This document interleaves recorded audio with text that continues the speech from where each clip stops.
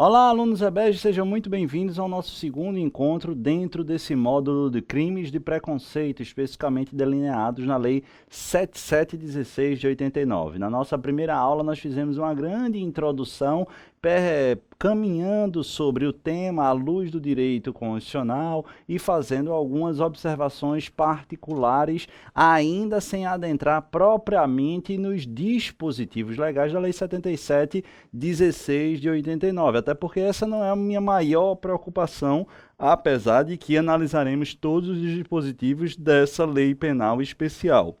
Hoje, conforme eu prometi, essa segunda aula ela é muito importante e arrisco-me a dizer que desse módulo é a aula mais importante. Por quê? Porque, sem dúvida alguma, já inauguraremos esse nosso encontro aprofundando, abordando uma das mais polêmicas decisões e sem brincadeira dos últimos 10 anos dentro das minhas matérias, dentro da área criminal, exaradas pelo Supremo Tribunal Federal. E particularmente enxergo que houve uma imensa maioria, muito maior daquilo do que aquela que eu particularmente esperava.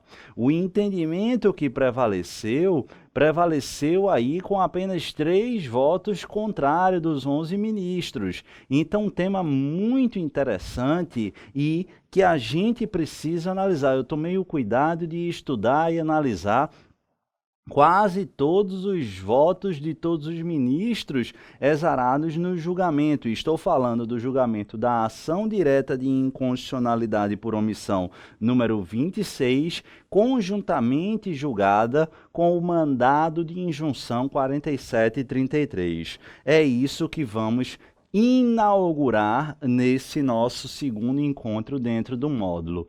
Vou tentar esmiuçar aqui os principais pontos debatidos antes do julgado, durante o julgado e as repercussões posteriores a esse entendimento. E, fundamentalmente, o debate envolve a seguinte ideia. Vocês devem estar recordando aí do nosso primeiro encontro, quando eu falei a Lei 7716, em 1989, conforme já se indica lá no preâmbulo, ainda hoje estabelecido, basta entrar no site do Planalto, que vocês vão verificar que o preâmbulo fala que o objetivo da lei é criminalizar condutas de preconceito envolvendo o quê? Raça e cor. Mas eu disse que em 1997, a Lei 7716 de 89, ela foi modificada. Além de comportamentos atrelados ao preconceito, se acresceu o quê? Comportamentos discriminatórios. E ampliou aqueles 2 vetores, aqueles 2 valores, aqueles 2 elementos, cor e raça, acrescentando outros 3, quais sejam aspectos étnicos, aspectos religiosos e aspectos de procedência nacional. Contudo, quando a gente verifica a análise calcada no texto constitucional, lá naquele artigo 3º e dentre outros do artigo 5º, verifica-se que a preocupação constitucional com comportamentos discriminatórios e preconceituosos envolve toda espécie de comportamento. Se refuta, se repudia, não se tolera qualquer tipo de comportamento discriminatório. Então perceba, será que é correto analisar aí restringir o tipo penal da Lei 7716 a esses valores 5 estabelecidos pelo legislador, ou de outra sorte seria legítimo ao intérprete ampliar o alcance dessa lei e, portanto, o espectro de criminalização da conduta, incluindo, por exemplo, outros tipos de comportamentos preconceituosos e discriminatórios como típicos penalmente. É justamente o caso da questão da orientação sexual. E a ação direta de inconstitucionalidade por omissão, número 26, e o mandado de injunção 4733, julgados conjuntamente, visavam justamente a conferir o caráter de tipicidade a comportamentos preconceituosos e discriminatórios calcados na orientação sexual das pessoas. Especificamente, conforme midiaticamente o julgamento ficou conhecido, restou-se debatendo a possibilidade de criminalização da homofobia e da transfobia, ou seja, comportamentos preconceituosos e discriminatórios em face da orientação sexual, especificamente por parte da população homoafetiva, homossexual ou transgênero, que é a população LGBT, se esse comportamento estaria agasalhado, apesar da ausência de literalidade, na Lei 77/16 de 89. Então, a ADO 26 e o mandado de injunção 47 e 33 tinha efetivamente o seguinte objetivo, extraído da petição inicial lá do caso: superação da omissão do poder legislativo e, consequentemente, a criminalização específica de atos de ameaça, violação e incitação à discriminação por conta da orientação sexual ou da identidade de gênero. Então, essas duas medidas judiciais foram impetradas com essa finalidade e se arrastou durante um bom pedaço de tempo, tendo seu capítulo final recentemente estabelecido pelo Supremo Tribunal Federal. E aí, pessoal, vimos então o pedido. Qual era o objetivo, na verdade? Então, perceba, por quê? E o que está como pano de fundo disso aqui? É óbvio que quando a gente lê a Lei 77/16 em seu artigo 1º, a gente não vai enxergar como típica, expressamente, a conduta preconceituosa e discriminatória envolvendo a orientação de gênero e orientação sexual.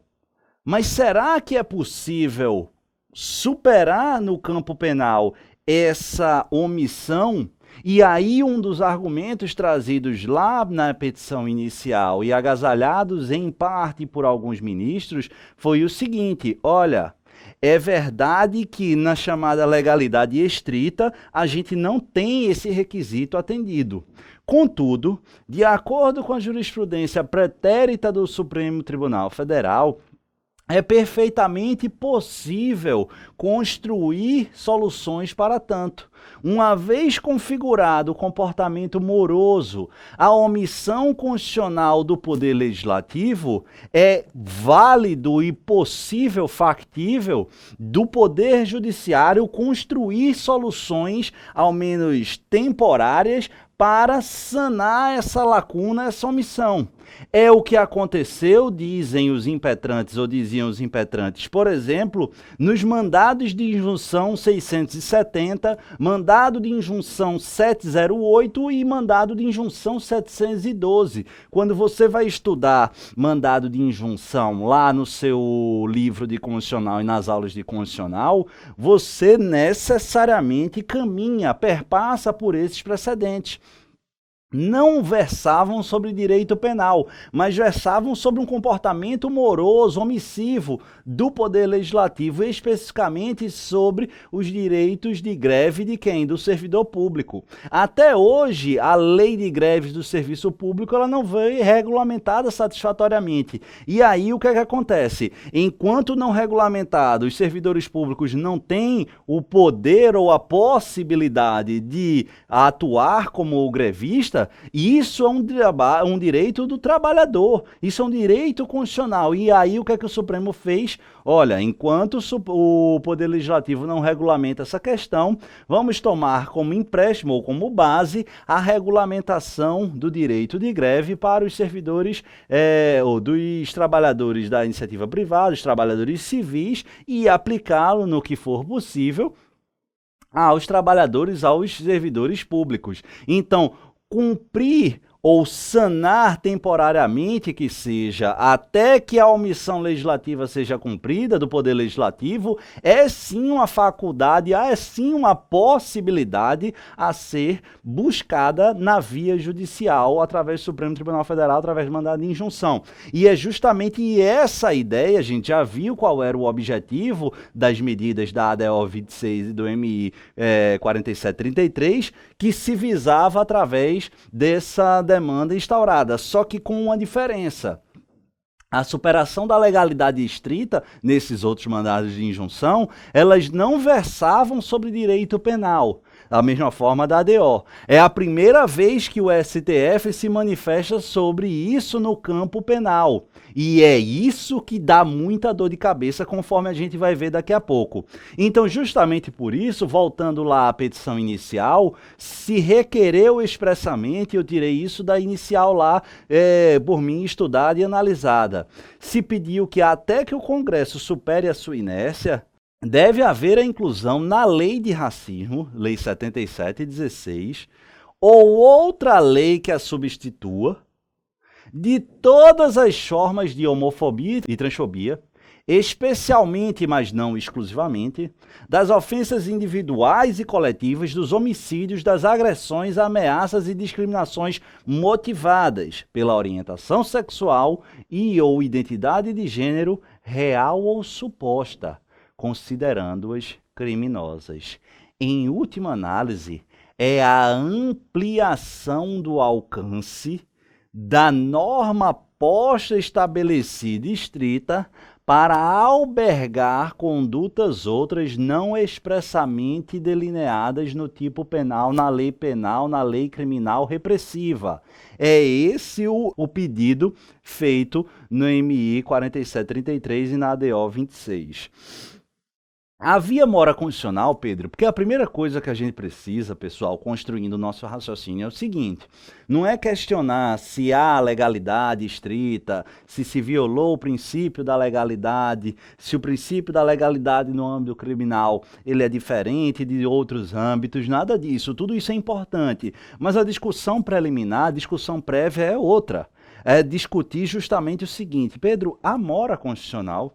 Ou melhor, a mora congressual, a mora legislativa, a dúvida, pessoal, que se põe é: há um dever, um mandamento não cumprido de criminalizar essa conduta, ampliando o espectro. Há um mandado de criminalização constitucional não cumprido para criminalizar os comportamentos preconceituosos e discriminatórios, especificamente em relação à homofobia e à transfobia. Esse é o ponto de detalhe, esse é o ponto de cheque e esse é o nó-córdio inicial que o Supremo teve que sanar. E, em primeiro lugar, o Supremo construiu a seguinte ideia: veja, há uma clara indicação que é dever do Estado sanar, tutelar, evitar e proteger comportamentos preconceituosos e discriminatórios, seja de qual monta for. Não necessariamente o comportamento para tutela, para proteção a esses comportamentos envolverá o campo penal. Só que o campo penal é um campo válido. E quando a gente entende e raciocina essa aplicação do direito penal, a gente não pode dissociar da lógica da fragmentariedade, da subsidiariedade. São valores caros constitucionais para ser protegido e receber a guarida do direito penal, sim. A gente viu que o racismo, a dignidade da pessoa humana, a isonomia são bens jurídicos muito caros ao constituinte originário. E aí, à luz da subsidiariedade, da fragmentariedade, a gente precisa perguntar: as demais formas de repressão, os demais ramos do direito, diversos do direito penal, estão sendo satisfatórios, estão sendo suficientes para cumprir essa tutela, esse objetivo? E aí, estatisticamente, a gente reconhece que não. Justamente porque, conforme se veiculou nas diversas associações ouvidas ao longo do julgamento da ADO e do MI 4733, em 2018, por exemplo, há um dado estarrecedor, que há a morte de um membro do grupo LGBTI a cada 20 horas.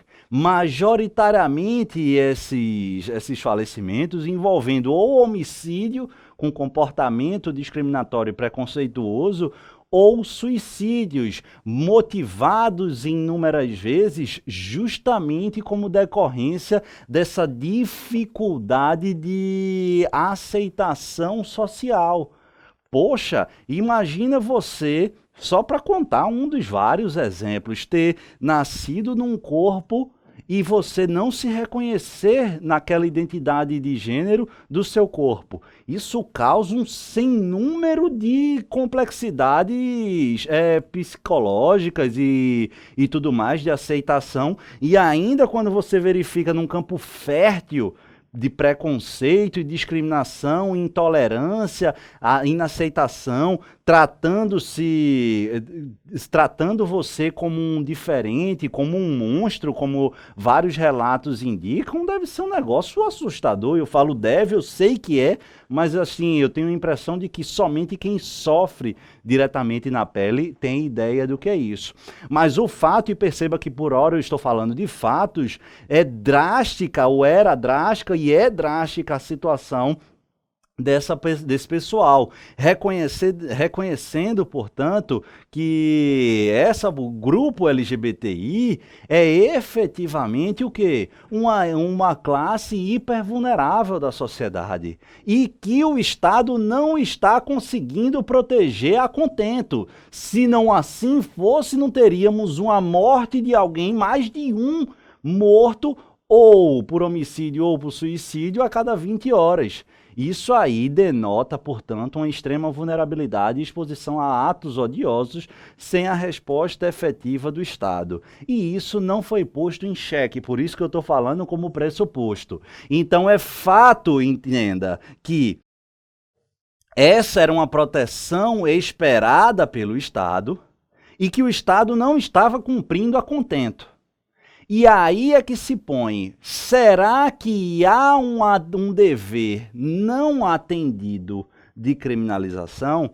E aí a construção, para se entender, passa justamente a um dever imposto ao Estado de proteger, e todas as formas até hoje estabelecidas não foram suficientes, abrindo margem à necessidade de utilização da última ratio, ou seja, do campo penal. E, além disso, nós temos a questão da isonomia, muito bem defendida na inicial. Olha, outros valores quais raça, cor, etnia, religião, procedência nacional, que são justamente reprováveis e considerados crimes. Por quê? Porque o Estado, fora do direito penal, não consegue a contento dar vazão à sua obrigação de proteção. Eles foram criminalizados. Por dever de isonomia, o mesmo cenário, ou até mesmo pior, se verifica em relação ao grupo LGBT, e aí há necessidade, sob pena de violação à isonomia, de criminalização, de mais uma tentativa para evitar ou minorar os danos que vêm paulatinamente, ou melhor, drasticamente, ano após ano, ficando mais severo. Porque, muito bem explorado no voto do ministro Gilmar Mendes, há aqui, conforme eu antecipei na aula passada, a lógica do dever do Estado e, perante os seus representados, de uma atuação proporcional. Proporcionalidade essa, analisada sob o crivo, sob a luz da doutrina alemã, a partir de duas vertentes. A mais conhecida é a proibição do excesso. De fato, o princípio da proporcionalidade ele funciona como uma garantia e a proteção ao arbítrio estatal em favor dos seus cidadãos, impedindo que o Estado avance de maneira desproporcional, de maneira excessiva. Só que existe um outro braço da proporcionalidade, que é a proibição da proteção deficiente. Se você, Estado, tem a obrigação de proteger um determinado bem jurídico, Faça isso corretamente, faça isso com toda a sua vontade, faça isso com todas as suas possibilidades, porque se você não estiver se dedicando, porque se você não estiver fazendo o seu esforço, você está descumprindo a proporcionalidade esperada pelo cidadão, que envolve a proibição, a vedação para você, Estado, de proteger esses bens tutelados, esses bens jurídicos de maneira insatisfatória, de maneira insuficiente, de maneira deficiente. E aí a gente questiona, esse bem jurídico tutelado é dever do Estado? Sim. E essa questão de gênero, de identidade de gênero, de orientação sexual está sendo protegida a contento ou de forma deficiente? 20 mortes, aliás, uma morte a cada 20 horas. Obviamente que há uma violação, a proibição, a vedação da proteção deficiente aqui. Então, perceba, vedação da proteção insuficiente das minorias LGBT, e aí eu tenho que resgatar o que? Os mandados de criminalização. Volta lá no artigo 5º, inciso 41, a lei punirá qualquer discriminação atentatória a direitos e liberdades fundamentais. A lei punirá qualquer discriminação atentatória. A lei está punindo, em outros campos pode até ser que sim, e de fato acontece, há a possibilidade de ajuizamento de ações indenizatórias e tudo mais, só que essa atuação é insuficiente. Os dados demonstram isso, pelo amor de Deus. E aí sim é que se justificaria a incidência do direito penal. Pedro, o direito penal é panaceia para todas as soluções? Não. Mas até que se prove o contrário, e de fato não há, a gente não vive numa sociedade abolicionista. E outros valores semelhantes ou até inferiores são criminalizados. E esse é um valor que, estatisticamente, é demonstrado que precisa ser protegido sob os auspícios da tutela do direito penal. Não estou advogando, pessoal, a tese, até porque já vou adiantar que eu sou contrário à solução dada pelo Supremo Tribunal Federal, mas eu preciso introduzir o tema e o raciocínio para vocês compreenderem qual foi o raciocínio do STF. E no inciso subsequente diz: a prática do racismo constitui crime inafiançável, prescrito e sujeito a pena de reclusão nos termos da lei. A gente já viu isso. Num dos votos, salvo engano, do ministro Celso de Mello, ele cita o doutrinador Bernhard Schlink, eu acho que é assim que se pronuncia, que disse o seguinte: a tutela insuficiente, ela não se configura apenas quando o Estado não faz nada para atingir dado objetivo para o qual deve envidar esforços, mas também quando os instrumentos de tutela existentes não se afiguram aptos a garantir o exercício de direitos e liberdades individuais. É isso, pessoal. Não se está dizendo que o Estado é 100% negligente, mas que a tutela estatal, ela se revelou insuficiente. E se revelou insuficiente, e não há movimentos de adoção de outras medidas, especificamente no campo penal, é sinal que o Estado, lato sensu, está em mora, especificamente o Poder Legislativo, que dorme nos escaninhos do Poder Legislativo, do Congresso Nacional, uma série de iniciativas para a criminalização dessas condutas, mas é a banho-maria, só a toque de caixa. E na iminência do julgamento dessa ADO 26 e da M 4733, se notificou ao ministro ou presidente do Supremo Tribunal Federal o andamento de alguns desses projetos. E aí a dúvida, Pedro, o andamento desses projetos, por si só, eles não superariam a caracterização da mora? Não, isso no início dos anos 90 até se caracterizaria, até meados dos anos 90. Mas a jurisprudência do STF hoje é pacífica no seguinte ideia: a simples tramitação dos projetos, por si só, não é suficiente para superar a argumentação da mora legislativa. Então, o andamento burocrático, o trâmite administrativo desses projetos não é suficiente para afastar a mora legislativa. E diante desse cenário, pessoal, o STF constatou que a chamada LGBTfobia, a transfobia e a homofobia, no Brasil é endêmica e é estrutural.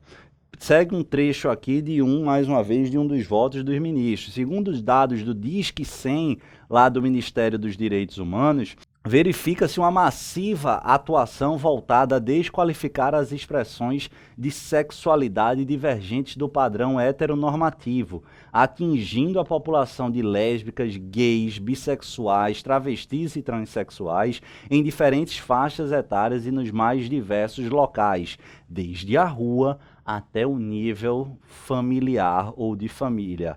Violência LGBTfóbica no Brasil, dados de violência, uma publicação de 2018, na página 75. E aí o ministro Celso de Mello, relator da ADO 26, colocou o seguinte: a ausência de ação estatal quanto às agressões praticadas contra grupos sociais vulneráveis e a recusa do poder público em enfrentar e superar as barreiras que inviabilizam a busca da felicidade por parte de homossexuais e transgêneros, vítimas de inaceitável tratamento discriminatório, traduzem omissão, que frustra a autoridade do direito, que desprestigia o interesse público, gera descrédito das instituições e, ao fim e ao cabo, compromete o princípio da igualdade. Pessoal, é isso. Então, acho que foi por 10-1 o voto sobre o cabimento em razão da omissão ou não. Então, mas majoritariamente se constatou haver omissão efetiva nessa atuação estatal. Tudo isso com base no que a gente falou. Agora é preciso também fazer um contraponto, né? Qual é esse contraponto? E aqui eu falo com clareza, porque se você assistiu até agora, você talvez esteja tendencialmente achando, então Pedro deve ter sido favorável à decisão do Supremo Tribunal Federal. E eu apanhei muito em redes sociais quando eu disse que eu era contra essa decisão. É óbvio, pessoal, e eu acho que a minha manifestação até aqui, ela deixa isso claro, que eu acho e inconformado estou e sou com o tratamento a esse grupo hipervulnerável da comunidade LGBT. Acho sim que deve ser, e olha que eu sou um minimalista penal, mas acho sim que deve haver a criminalização dessas condutas. Eu só tenho dificuldade, e aí cada um tem suas valências, suas opções, suas orientações, suas convicções dogmáticas e doutrinárias, mas eu tenho dificuldade em admitir essa atuação do Supremo Tribunal Federal, apesar de reconhecer argumentos válidos, interessantes, e o pano de fundo está totalmente correto, é preciso criminalizar, mas como fazê-lo é a grande questão, é justamente esse contraponto. Quem está do outro lado, Pedro, o que é que traz de argumentos? O que dizem, o que diziam os opositores à pretensão da criminalização através da ADO 26 e do mandado de injunção 4733? Basicamente, pessoal, o pano de fundo, a grande discussão, a que vale a pena a gente refletir, dentre vários argumentos, é a questão da limitação principiológica ao direito estatal de punir. Pessoal, presta atenção, por quê? Porque o princípio da reserva legal na minha matéria, no âmbito criminal, ela não é uma firula, ela não é como é que eu posso dizer, um enfeite. Ela não é um bibelô que a gente coloca na sala. A gente precisa estudar e analisar a sua raiz. E, pessoal, o princípio da legalidade estrita no âmbito criminal, ela é sinônimo indissociável da vertebração democrática de um Estado de direito. E por que eu digo isso? Porque antes das revoluções democráticas, a gente vivia sob o palio de um verdadeiro arbítrio estatal, em que o Estado podia tudo. E no âmbito criminal, isso é tenebroso. A gente sabe o que é que aconteceu, basta a gente olhar para o passado. Não dá para apagar o passado sem estudar, sem analisar as razões de alguns institutos, dentre eles o princípio da legalidade estrita. E no âmbito criminal, A legalidade estrita ela serve efetivamente de proteção ao arbítrio estatal. E aí a gente começa a flexibilizar aqui, flexibilizar acolá, e aí a gente perde a mão e amanhã essa flexibilização pode se voltar contra nós. Isso é muito perigoso. E justamente por conta disso, o Constituinte originário, também em 1988, ele fez questão de colocar esses valores, essas vertebrações democráticas expressamente na Carta Magna. Lê aqui comigo, por exemplo, o artigo 5º, inciso 2º, que fala: ninguém será obrigado a fazer ou deixar de fazer alguma coisa, senão em virtude de lei. E no inciso 39 diz: não há crime sem lei anterior que o defina, nem pena sem prévia cominação legal. Esse inciso 39 aqui, pessoal, é a mais próxima e quase perfeita resumo e indicação do princípio da legalidade estrita na primordial redação ou valor nele estabelecido. Para que eu tenha um crime, para que esse crime seja punível no âmbito óbvio criminal, ele precisa estar expressamente definido em lei, legalidade estrita, e a sua respectiva pena também estabelecida em lei. E é isso que a gente tem em relação ao crime de comportamentos preconceituosos e discriminatórios relacionados à homofobia e à transfobia. A gente não tem a legalidade estrita atendida aqui. E a gente precisa entender qual foi a construção que o STF fez para superar essa argumentação. Mas antes, vamos estudar alguns desdobramentos. A doutrina varia entre 10 e 15, eu vou só trabalhar aqui com 7 rapidamente. Desdobramentos do princípio da legalidade. 1. Não há crime sem pena, nem pena, sem lei. Exclusividade em lei em sentido estrito. A gente sabe que não pode um crime estabelecido via decreto, a gente sabe que não pode crime via medida provisória, está lá na emenda constitucional 32 essa previsão, essa vedação de criminalizar condutas via medida provisória, e isso tem como pano de fundo o Lex Populi, que eu vou falar daqui a pouco. Não é possível criminalização de condutas, já vi isso na aula passada, através de emenda constitucional, isso não é admitido.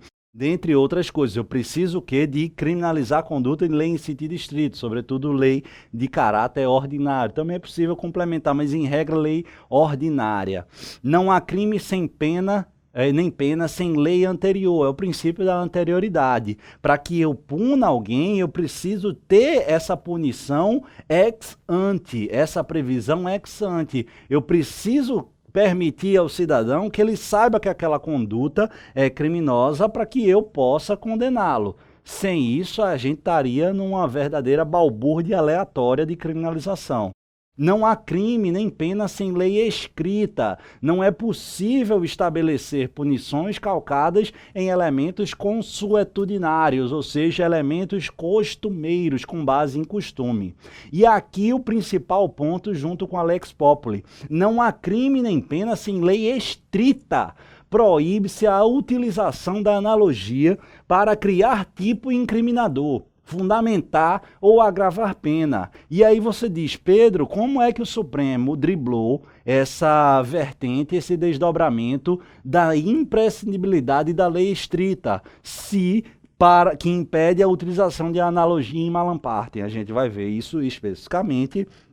Mas ainda sobre os desdobramentos da legalidade, não há crime nem pena sem lei certa, a ideia da taxatividade. E não há crime nem pena sem lei necessária. Aqui é o desdobramento da intervenção mínima. Essa aqui a gente consegue até superar, conforme eu já destaquei. E, por fim, o ponto que eu quero estudar com vocês, juntamente com a analogia, é o da Lex Populi. Pedro, o que é Lex Populi? Eu nunca ouvi falar. De fato, tirando monografias específicas, o único livro de direito penal que trabalha com a ideia de Lex Populi, pelo menos que eu, de penal parte geral, que eu estou me recordando aqui, eu acho que o do Juarez Tavares, ele fala alguma coisa, mas faz algum tempo que eu li, e certamente o livro do professor Luiz Flávio Gomes, que faz tempo que ele não traz uma nova edição, acho que a última é de 2010, acho que é alguma coisa assim.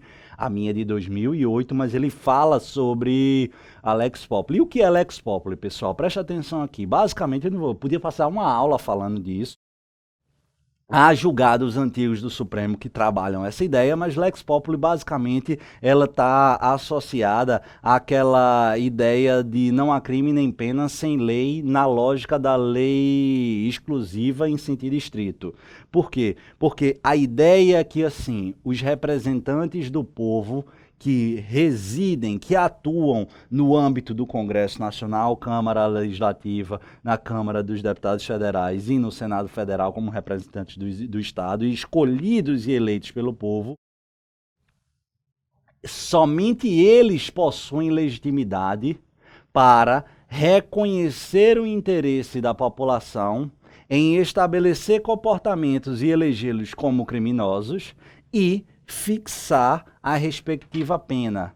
São os representantes literais da população que ostentam essa legitimidade. Não há essa legitimidade para o executivo e tampouco haverá essa legitimidade para o judiciário. Apenas o legislativo escolhido pelo povo que atua de maneira a representar os seus interesses. Essa é a ideia da Lex Populi, que é um dos desdobramentos justamente de quê? Do princípio da legalidade. Por exemplo, esse já foi analisado pelo Supremo Tribunal Federal na seguinte ideia. Imagine que haja um tratado internacional que tipifique uma conduta no cenário internacional. Isso acontecia muito no caso da organização criminosa. Havia a conceituação na Convenção de Palermo sobre o que seria organização criminosa. Mas, à época, no Brasil, não havia a definição de organização criminosa, que só viemos a ter a primeira em 2012 e a segunda em 2013 com a Lei 12.850. Mas antes de 2012, especificamente, não havia nenhuma definição sobre o que seria organização criminosa. E a antiga lei de lavagem de capitais, antes de 2012, a redação originária da Lei 9.605 de 98, ela estabelecia que os crimes praticados por organização criminosa seriam antecedentes ou poderiam ser antecedentes ao crime de lavagem de capitais. E o que é que o Supremo Tribunal Federal disse? Não. O ordenamento jurídico interno não define o que é uma organização criminosa. Tomar de empréstimo, como a doutrina faz, da conceituação estabelecida num tratado, numa convenção internacional, como no caso a Convenção de Palermo, viola o princípio da legalidade. E aí você pergunta, como assim? A legalidade não está atendida? Não está estrita? Não está certa? Não está estabelecida na Convenção de Palermo? O Supremo disse não. Para criar tipos penais, criminalizar condutas e fixar combinações legais, é imprescindível a atuação efetiva e legítima do parlamento. É somente o parlamento que tem essa legitimidade, por conta justamente da Lex Populi. Beleza? Tranquilo. Vamos avançando aqui. Beleza, Pedro, entendi. Mas então eu tenho a vedação à analogia. E na minha cabeça, e tudo que eu ouvi falar foi que o STF criminalizou a homofobia e a transfobia através de analogia.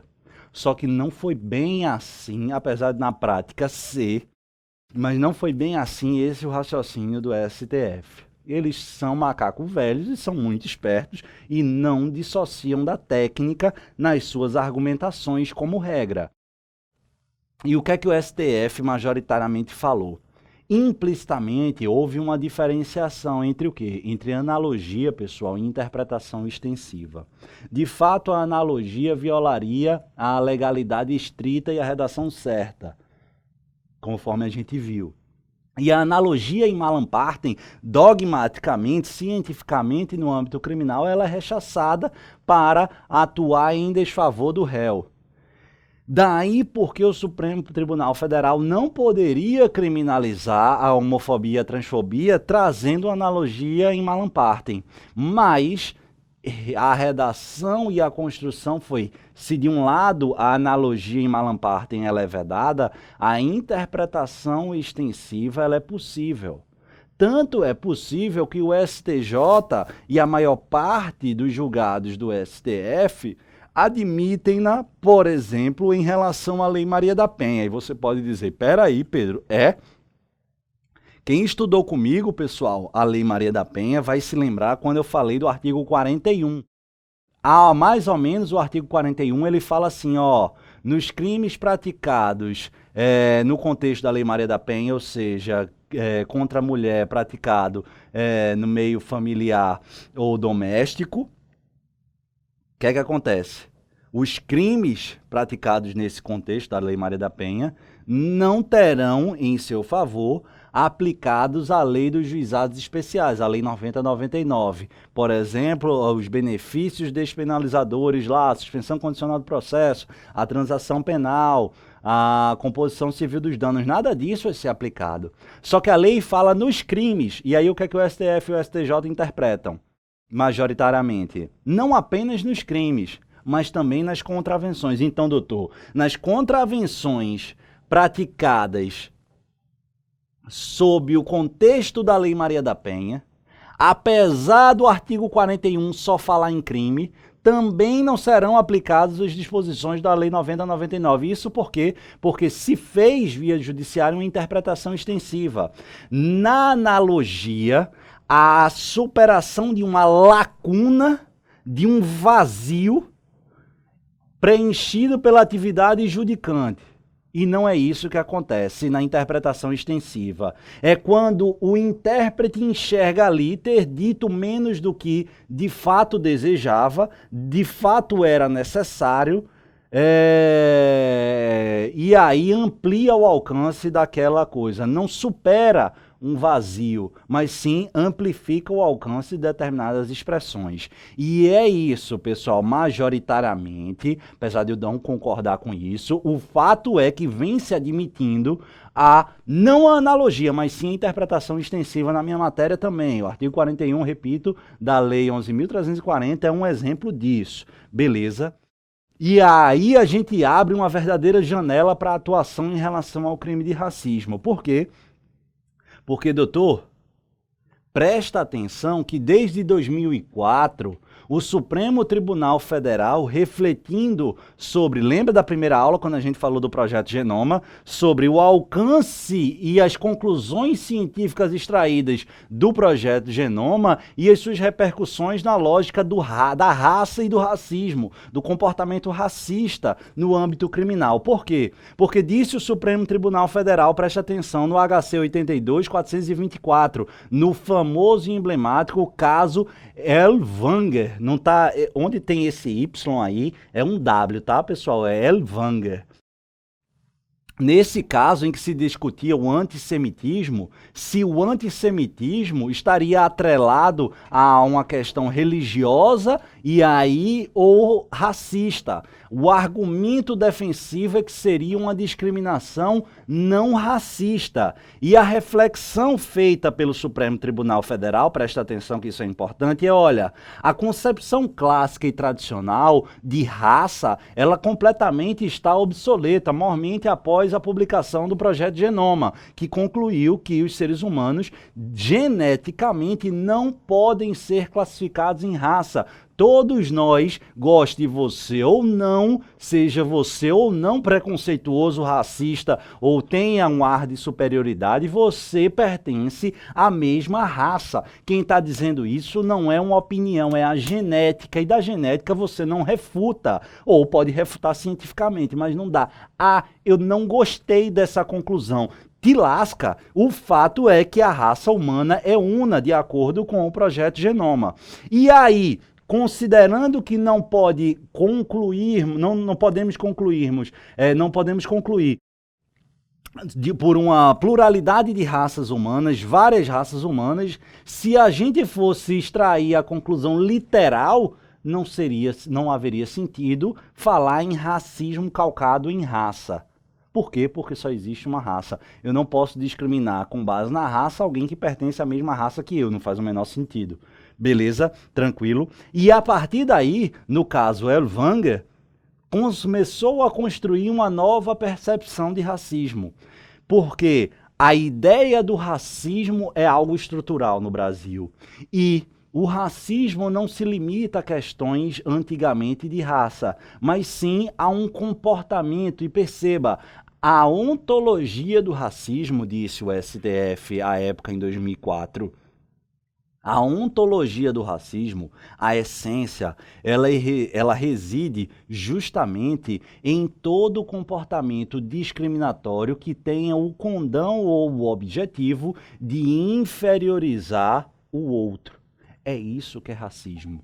E começou-se a construir a ideia do racismo social, para além daqueles aspectos de raça e para além daqueles aspectos de etnia, de cor, de religião ou mesmo de procedência nacional. Na tela comigo, limitar o racismo a simples discriminação de raças, considerando apenas o sentido léxico ou comum do termo, implica a própria negação do princípio da igualdade, abrindo-se a possibilidade de discussão sobre a limitação de direitos a determinada parcela da sociedade, o que põe em xeque a própria natureza e a prevalência dos direitos humanos.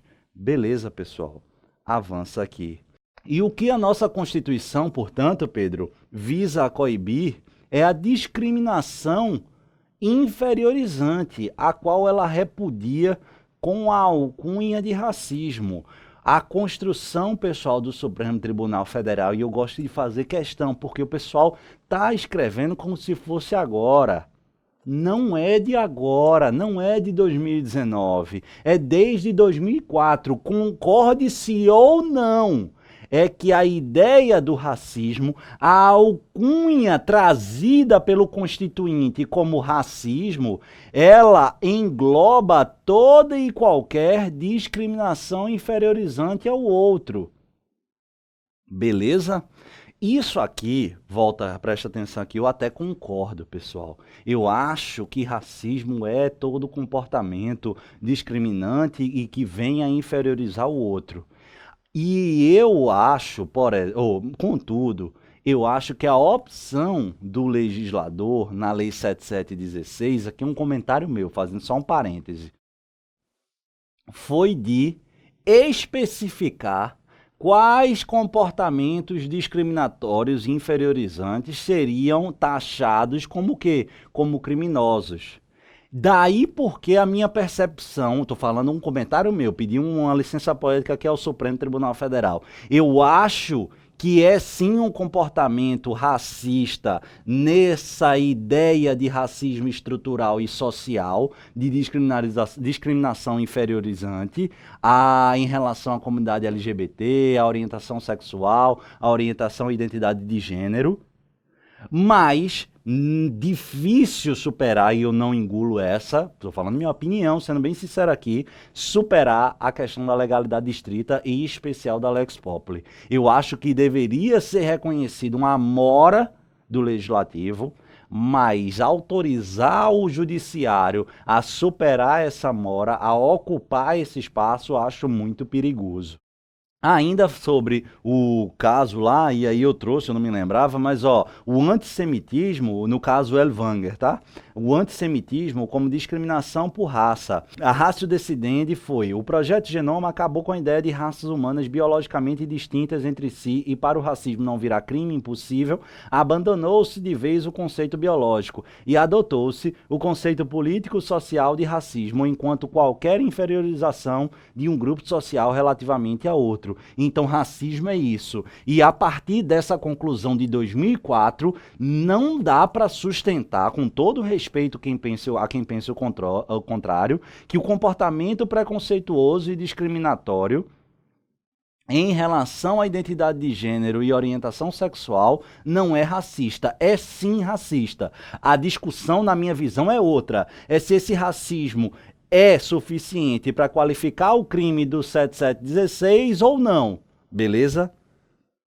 E aí desculpa, o ministro Gilmar Mendes, trazendo seu riquíssimo conhecimento em direito constitucional, eu particularmente não tenho muita simpatia pelo ministro Gilmar Mendes, mas uma coisa não dá para negar, o amplo conhecimento que ele tem, sobretudo na questão do direito constitucional. E trazendo os estudos do doutrinador e muito internacionalmente conhecido Peter Haberle, ele traz a ideia da teoria do pensamento do possível, pensada e construída para o âmbito constitucional e que ele aplica justamente no direito penal.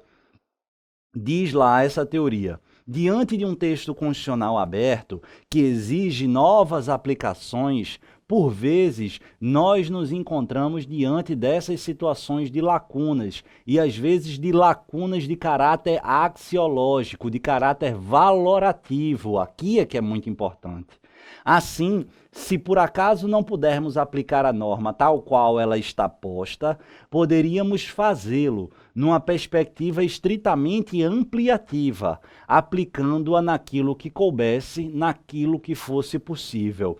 E a conclusão, logo depois no voto do ministro Gilmar Mendes, é que para ele é sim possível aplicar a teoria do pensamento do possível ao direito penal e especificamente ao alcance, considerando a ideia axiológica de racismo, racismo social, como todo comportamento discriminatório e inferiorizante, e especificamente em relação à questão da orientação sexual e identidade de gênero, para qualificar a conduta como típica. Daí porque a aplicação da teoria do pensamento do possível fundamentaria a postura aditiva, acrescentadora do Supremo Tribunal Federal, mormente em face da debilidade de políticas criminais e da violação ao artigo 5º, inciso 41 da Constituição Federal. Ou seja, já que temos um valor constitucionalmente relevante, que é a discriminação nessa linha, e perceba, a atuação é uma atuação violadora do princípio constitucional da proporcionalidade no âmbito, no espectro da proibição, da vedação da proibição deficiente, nós podemos sim adotar uma postura aditiva para tentar incrementar e trazer a proteção da tutela penal, que não é a salvadora de todos, mas pode ser necessária e útil aqui nesse enfrentamento dessa mora estatal de proteção a esse valor, daí porque se justificar esse comportamento do Supremo Tribunal Federal. E perceba, não há, doutora, segundo o STF, um comportamento de analogia em Malam-Parto. Então toma muito cuidado, porque seu examinador vai dizer que no julgamento da DO 26, o mandado de injunção 4733, o Supremo Tribunal Federal passou a admitir a analogia em Malam-Parto. Isso está errado. Por quê? Porque não houve uma analogia, mas sim uma interpretação evolutiva, uma interpretação extensiva, que a gente já viu, é admitida pelo STJ, pelo Supremo Tribunal há algum tempo. Vale lembrar, mais uma vez, o artigo 41 da Lei 11.340, a Lei Maria da Penha. Vê o que Celso de Mello colocou aí, o relator da ADO 26. O que estou a propor, como anteriormente acentuei, limita-se à mera subsunção de condutas homotransfóbicas aos diversos preceitos primários de incriminação definidos na legislação penal já existente, na medida em que atos de homofobia e de transfobia constituem concretas manifestações de racismo compreendido em sua dimensão social. É o racismo social, racismo estrutural social, o denominado racismo social. Daí a constatação de que o preconceito e a discriminação resultante da aversão aos homossexuais e aos demais integrantes do grupo LGBT, típicos componentes de grupo vulnerável, constituem a própria manifestação cruel, ofensiva e intolerante do racismo, por representarem a expressão de sua outra face, o racismo social. Pessoal, últimas considerações aqui que eu tenho a fazer sobre esse julgado. E do fundo do meu coração, a minha ideia foi de um trabalho desgraçado tentar esmiuçar ali todos os votos. São muitas páginas, se vocês tiverem curiosidade para ler, leiam. Se tiverem tempo também leiam, mas se puderem só dar uma olhada, vão saber e que foi com todo cuidado, esforço durante meu período de férias que eu li, passei uma semanazinha de férias e aí li, estudei detidamente para poder gravar aqui. e fazer esse apanhado geral do que eu entendi desse julgamento. E as últimas observações são as seguintes. Primeiro, duração. Até que sobrevenha a lei emandada do Congresso dando cumprimento aos mandados de criminalização. Ainda há um mandado de criminalização. Por que eu quero dizer isso? Cuidado. Se o examinador amanhã perguntar se o mandado de criminalização ele pode ser superado, cumprido a partir de ordem judicial, isso é errado. O mandado de criminalização ele é destinado ao legislador infraconstitucional. Se o legislador não cumpre, uma eventual atuação de interpretação extensiva, ou seja, qual for supletiva do Poder Judiciário, não tem o condão de adimplir a mora. Por quê? Porque a mora exclusivamente deve ser cumprida ou paga pelo Poder Legislativo, ordem para quem a ordem constitucional é endereçada. Amanhã, se o Legislativo aprovar uma lei com outros contornos, não vai haver essa subsunção conforme indicou o Supremo Tribunal Federal, já que a mora vai estar, ao menos em tese, superada. Além da aplicação da 7716, isso aqui é muito importante, a homofobia e a transfobia também na hipótese de homicídio doloso, circunstância que o qualifica para configurar o motivo torpe, ou seja, se você praticar o homicídio calcado em motivações homofóbicas ou transfóbicas, conforme a gente viu já estatisticamente que a cada 20 horas quase há uma morte com base nessas ideias, suicídio e homicídio, aí você pode responder por homicídio qualificado, que é um crime o que é hediondo, diferente do crime simples como regra. E a terceira conclusão aí na tela, pessoal, é o seguinte: a repressão à prática da homotransfobia não alcança nem restringe ou limita o exercício de liberdade religiosa, qualquer que seja a denominação confessional professada, desde que tais manifestações não configurem o discurso de ódio, o hate speech, justamente fazendo uma diferenciação do hate speech, o discurso de ódio, na luz da doutrina e da jurisprudência norte-americana, e o hate speech na doutrina e na jurisprudência brasileira. Ah, Pedro, não sei o que é isso não. Então acompanha, porque nas aulas futuras desse módulo de crimes contra o preconceito, a gente vai esmiuçar e fazer essa análise do direito comparado, analisar o hate speech lá nos Estados Unidos e aqui com seus desdobramentos em dois emblemáticos julgados do Supremo Tribunal Federal, inclusive um bastante recente. Quarto ponto, a conduta de racismo a partir de homofobia e transfobia também deverá ser inafiançável e imprescritível. Aqui eu vou pedir uma licença para desabafar. Tem um ou outro aí, doutrinador, pessoal, que está gravando vídeo e está escrevendo, pelo amor de Deus. Assim, eu até acho que você pode discordar da decisão do Supremo Tribunal Federal. E repito, eu discordo. Não consigo aceitar esse drible, apesar de entender e achar que foi bem feito, mas eu não consigo aceitar esse drible para admitir uma ampliação da criminalização e da repressão penal a partir de interpretação jurisprudencial quase que criativa do Poder Judiciário. Mas a partir do momento que se entende como racismo, e isso tem gente que está dizendo que esse racismo não poderia ser inafiançável e imprescritível. Pelo amor de Deus, né? É criar classe de racismo criminalizado onde não existe.